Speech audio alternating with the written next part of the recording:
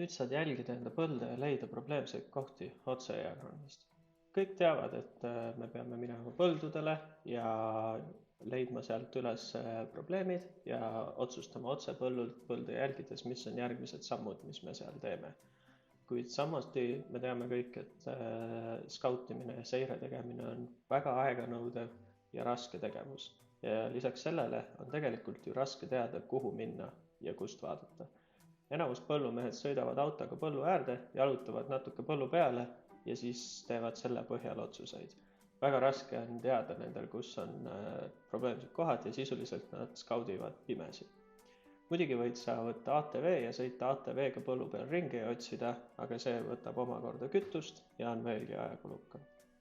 Kuid nüüd on diagrammist võimalik leida satelliidipildid ülesse.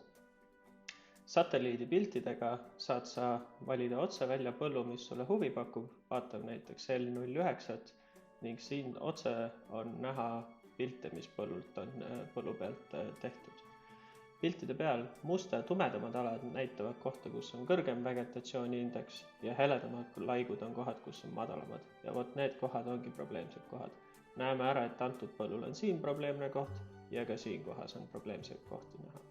Ma ei tea öelda, mis seal põllul valesti on, küll aga saab ma nüüd sõita autoga siia äärde, jalutada otse valge laiguli ja siis uurida oma silmaga, mis sealt valesti on.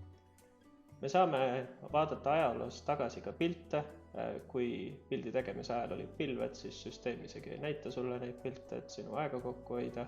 Ja me võime isegi minna ajas nii kaugele kui aasta tagasi, et vaadata, milline nägi põld seal siis välja. Ja selle järgi me saame näha, kas on mingisugused probleemid, mis on üle aastate samas kohas või on tekkinud vahepeal uued probleemid. Me võime ka jooksvalt jälgida ja iga paari päeva tagant tulevad uued pildid välja, eeldades, et ei olnud pilvi ja niimoodi võime ka jooksvalt hooajal märgata probleeme, mis tekivad. Kui sa oled nüüd jalutanud autost välja ja tulnud probleemse koha juurde, siis võid alati võtta välja mobiili, vajutada siit ülevalt sätted ning teha pilt meie aia konsultantidele, kes väga hea meelega aitavad sul aru saada, milles seisneb probleem.